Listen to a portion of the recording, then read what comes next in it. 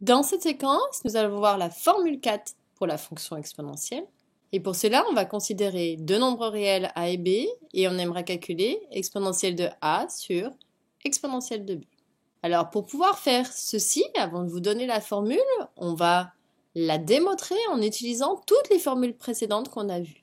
Pour cela, je vous propose de faire une pause sur la vidéo et d'essayer de voir quelle serait la formule finale en utilisant les formules 1, voire 2 et 3 qu'on a vues dans les séquences précédentes. Donc faites une pause sur la vidéo, essayez de chercher tout seul et venez voir si vous avez juste. Donc si on part de exponentielle de a sur exponentielle de b, on sait que diviser par un nombre, donc ici je divise par exponentielle de b, ça revient à garder mon premier nombre, mais je vais multiplier par l'inverse. 1 divisé par exponentielle de b. Donc ça, c'est des règles sur les fractions. Ensuite, donc j'ai mon exponentielle de a ici, et je vais m'intéresser à 1 sur exponentielle de b.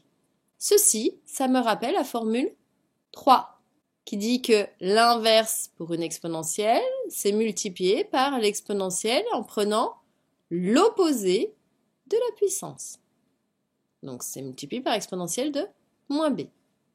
Maintenant, je vois que j'ai deux exponentielles qui sont multipliées.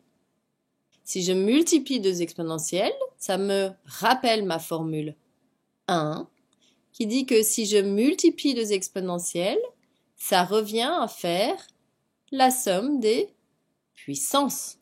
Donc ici, je vais faire la somme entre le premier élément qui est a, plus le deuxième élément qui est, attention, moins b. Je mets des parenthèses pour pas qu'il y ait de confrontation entre les deux signes. Je termine puisque a plus moins b, c'est tout simplement exponentielle de a moins b. Donc on vient de découvrir que si on fait le quotient de deux exponentielles, ça revient à obtenir une exponentielle pour laquelle on va faire la différence entre les puissances. Donc a moins le deuxième élément b. Ce que l'on savait sur les formules de puissance, qu'un nombre mis à la puissance m divisé par un nombre mis à la puissance n, ça revient à faire ce nombre à la puissance m moins n. Si on fait un petit exemple d'application, donc ici on veut simplifier exponentielle de 4x sur exponentielle de moins 3.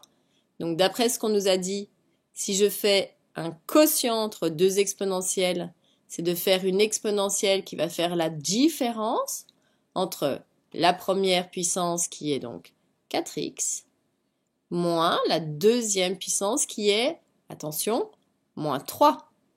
Ici, il va y avoir confrontation entre deux signes, donc je mets bien des parenthèses. Prenez bien le temps au début pour ne pas faire d'erreur. Ce qui, lorsque je simplifie, moins va faire plus. Donc ça va faire exponentielle de 4x plus 3. Alors on va continuer, plein d'exemples d'applications pour bien apprendre toutes ces formules.